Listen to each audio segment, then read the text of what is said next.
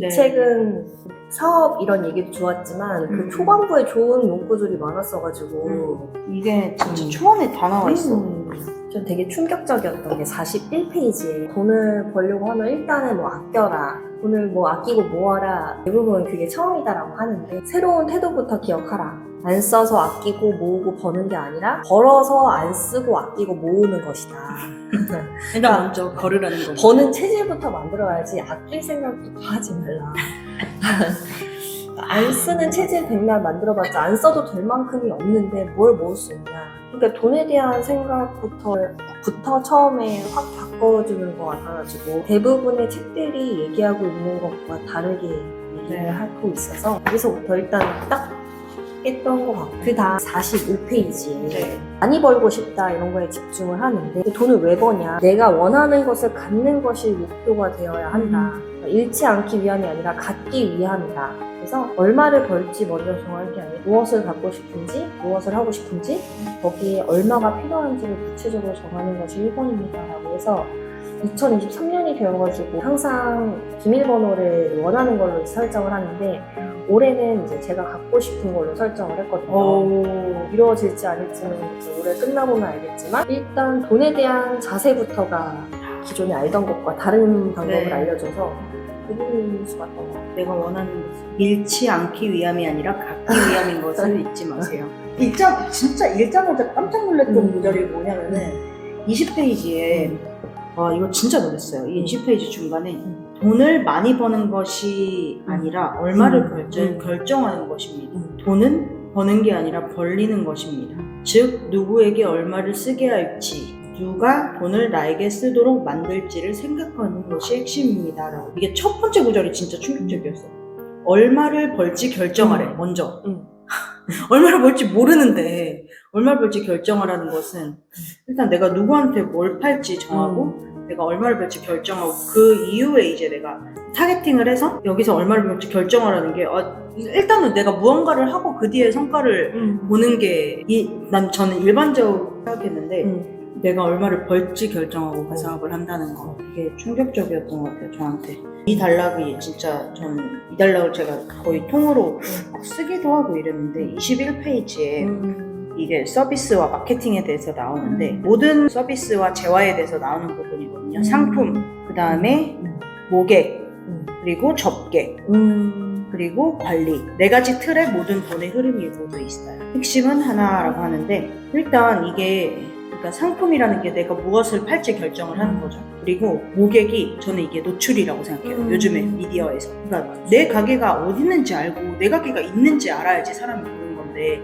우리 유튜브도 마찬가지로 노출이 돼야지 어쨌든 그걸 클릭하든 말든 나중에 문제인 거예요. 그러니까 무조건 그래서 저는 노출이 먼저라고 생각해요.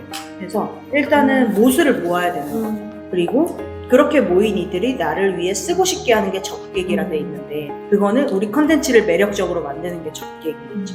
우리 가게를 딱 들어왔을 때 메뉴판을 보고 뭔가 매력적인 문구를 세팅하고 그들이 쓰고 싶게 하는 게 매력적으로 만드는 게 접객이라고 생각해요. 근데 접객하기 전에 모객이 먼저 돼야지 접객이. 그렇죠. 그리고 이제 그 사람에게 서비스를 제공하는 거, 만족감을 주는 게 이제 관리. 이건 저는 재구매라고 생각해요. 재구매나 아니면은 뭐 재청취, 구독 이런 것과 비슷하겠죠, 유튜브 경우는. 그래서 결국에는 이 4가지 틀이 있는데 이제 관리에서 끝나는 것이 아니라 예를 들어서 이게 뭐 상품과 모객, 접객, 관리가 다 맞아가지고 어느 정도 매출이 일어나고 구독자도 늘고 뭔가에 우리가 사업적으로 성공을 했어요.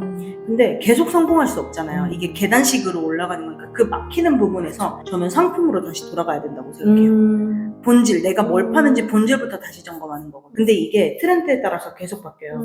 그러니까 돈을 막 나라에서 풀 때 아니면 사람들 경기가 좋을 때 나쁠 때 이거에 따라서 뭘 팔아야 되는지도 다르고 메뉴판을 어떤 걸 구성해야 되는지도 다르다고 저는 생각하거든요. 그러니까 뭐 그래도 유동성 좀 풀리고 그리고 막 소비가 좀 원활하게 일어날 때는 약간 객단가가 높은 거 이런 걸 위주로 먼저 메뉴판 상위 노출을 시키고 소비 심리가 죽거나 사람들이 외식을 안 하려고 하거나 집에서만 뭐 식사를 하려고 하거나 이런 시기에 같은 경우에는 좀 객단가가 낮은 단품 메뉴를 좀 상위로 올려서 이제 주문 점수라도 좀 유지를 할 수 있게 한다던가 이런 게 전략이 다른데 그 같은 상품을 계속해서 보통은 팔거든요. 그러니까 내가 예를 들어서 뭐 스마트 스토어를 한다고 해도 A라는 상품을 올려놓으면 거기서 계속 판매가 일어나길 바라지 그 상품을 매력적으로 만들고 다시 한번 촬영을 하고 다시 한번 상세 페이지를 제작할 생각을 보통은 못하는 것 같아요. 왜냐면은 온라인 사업은 특히 더 그런 게 나는 이미 세팅을 했고 나머지는 이제 시간이 돈을 벌어다 주는 불로소득 개념으로 하기 때문에 아예 그 상품에 대해서 다시 고민하지 않는 경우가 많거든요. 그래서 저는 이 구조를 엄청 생각 많이 했고 이 구조를 제가 따로 막 메모장에 필기하면서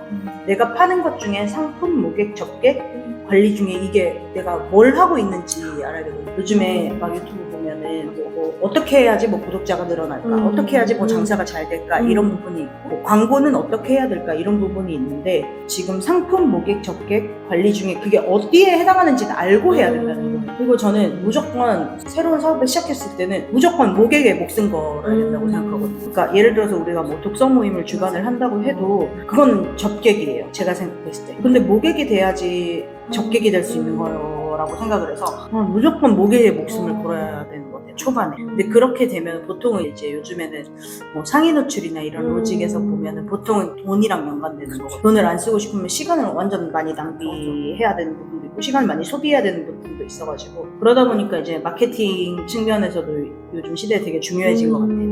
4가지의 흐름 정말 중요하다고 생각을 해요.